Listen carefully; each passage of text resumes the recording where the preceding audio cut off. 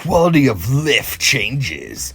Besides the new raid and extensive changes to the raid system, we also have some exciting news for the next title update after these raid changes. While these are a little farther out, there are two quality of life changes in particular that we want to announce. Territory battle stat tracking improvements and fleet management. Ugh, I don't care about either of those.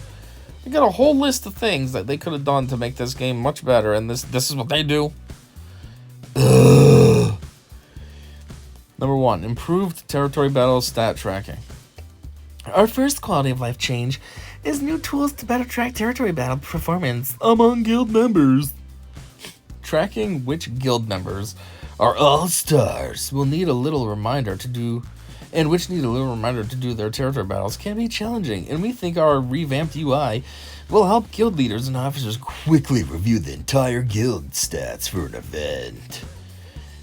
I mean, I don't really think that's the case at all, to be able to tell who's doing good and who doesn't. You just look at the overall points. If somebody put up 100,000 points and someone else put up 5 million, well, obviously Mr. 100,000 is slacking. Either that or sucks and needs to get out of your guild. Like, you didn't need some revamp to see that.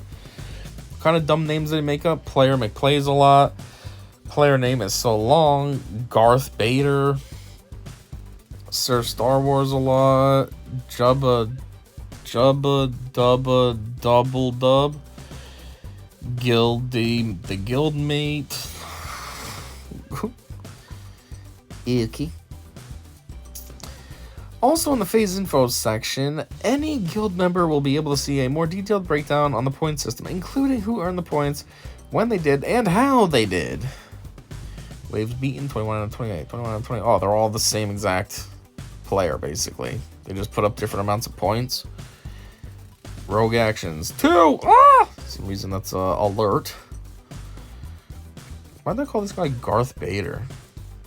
I get it's just like Darth Vader, but wouldn't it have been made more sense if they called him like Varth Dater or something? You know? I don't know. Fleet management. And now on to fleet management. One of the most requested new features for Star Wars Galaxy of Heroes. Similar to the squad tab in your inventory, we're excited to share that the fleet tab will allow you to save a capital ship starting lineup and reinforcements as a fleet. You can then select from your saved fleets which group you want to bring into battle. Okay, first off, I didn't realize this was never a thing. How is this not a thing? I didn't know that this didn't exist. I don't care. I don't make any teams. It doesn't affect me. I don't care. I mean, it does affect me, I suppose, but I just don't care. But, yeah, I never realized that this wasn't a thing. Like, what? How is this not a thing? Second, though, at the end of the day, it makes sense that you might want to have teams lined up for characters because there's a ton of characters, ton of team compositions. You need tons of different squads for Grand Arena, for events, so it kind of makes it easy to have squads ready to go that you can just pick and go.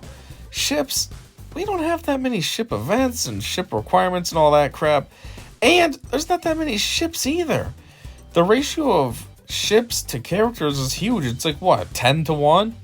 Probably not that drastic, but you know what I'm saying. Maybe 5 to 1. 5 characters for every ship.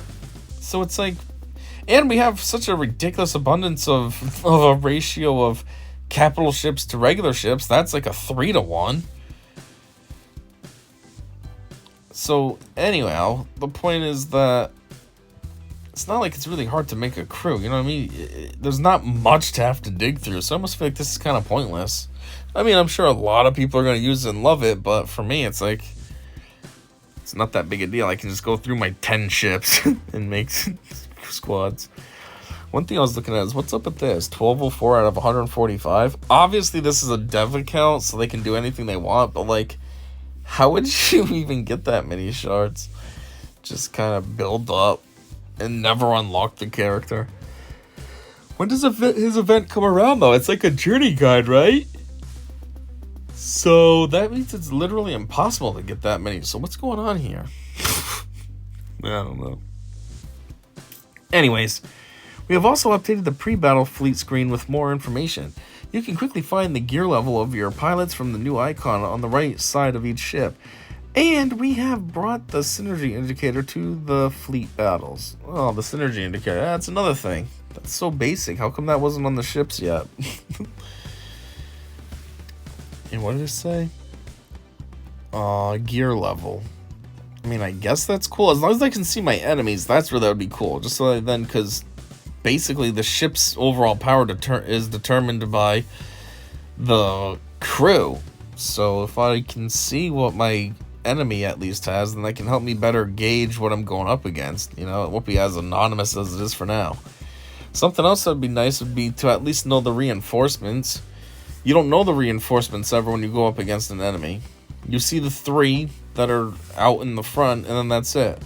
Like when you go up against anything with characters, you know the full squad you're going up against. So why don't I know the full squad of ships I'm going up against? Why is 4 of them mystery?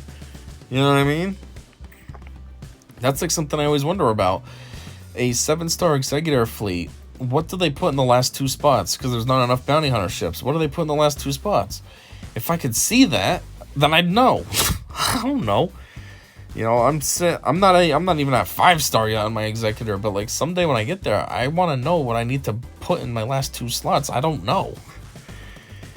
And like, I'm not that good, so I can't even try to go up against one of those squads because I'm dead before they even get enough reinforcements called out. So I still don't know.